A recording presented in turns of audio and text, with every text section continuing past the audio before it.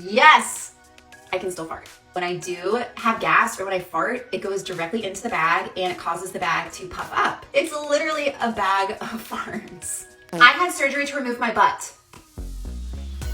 Actually, I had surgery to remove my rectum, and here's what it's like. I haven't been living with a rectum for 7 years because my colon turned precancerous due to Crohn's disease, and now I live with a permanent ostomy bag. The surgery that I had is actually called a proctectomy, and that's where they remove part of or all of your rectum. And within the ostomy community, the surgery is more widely known as Barbie butt surgery. Yes, I am a Barbie. The idea of having your butt sewn shut really freaked me out. Recovery-wise, since I had them both done at the same time, honestly, I think the Barbie butt surgery was way worse.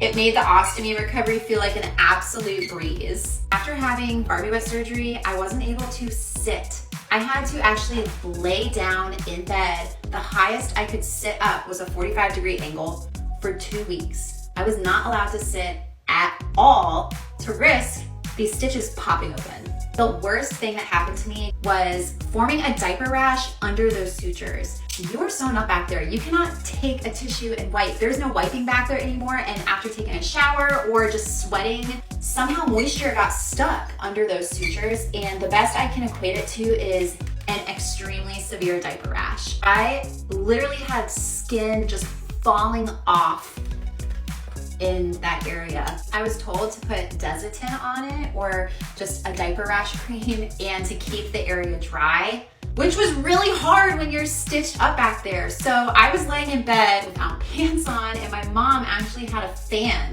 a giant fan pointing at my rear end trying to circulate air to dry the area out.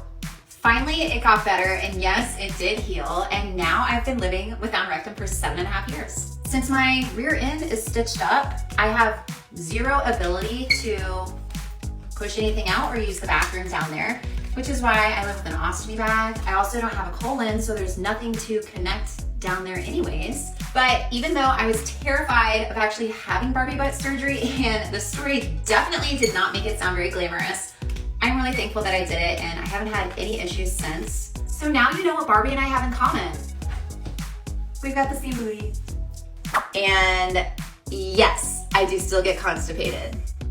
When you have an ostomy, you can still get constipated. However, these are called blockages, and they're exactly how they sound. So when you get a blockage, essentially your intestines is blocked. There could be food blocking it, something is blocking it, and output cannot come out of your stoma. Sometimes this can be an emergency situation, but a lot of times it can also be worked out at home.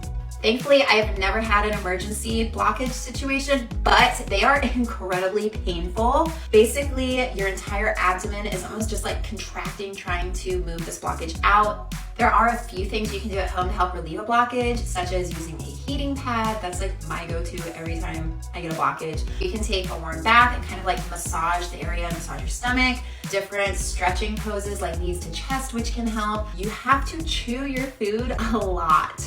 It's really, really important to be mindful of chewing and how much you're chewing. Don't just like swallow food fast or swallow food whole, because that is a recipe for disaster. We have to chew our food a lot to make sure it can pass through our intestines and get through our stoma opening. So there you go. Yes, an ostomy bag can help with constipation. However, I do still get constipated with an ostomy bag. Oh my god, I learned so much watching that. There was so much in-depth, like constipation, you know, like your bum stitched up. Sweating is like a really bad thing. And I just like, I'm watching that and I'm like, wow, that's like so insane. And I feel like I've been taught so much in the space of like 3.5 minutes.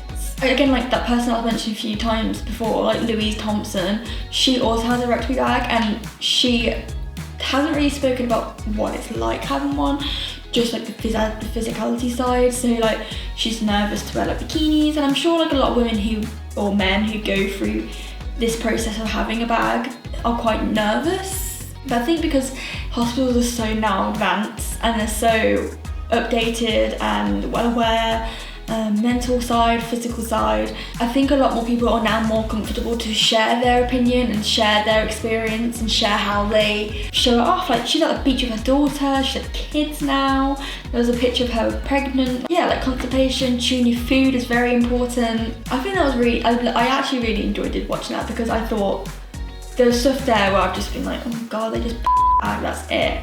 Empty the bag, go back again. But no, there's so much more to it, and you know, the safety side, and she really is a real life Barbie. I loved that. That was really fun to watch, and I learnt so much just even watching that as well.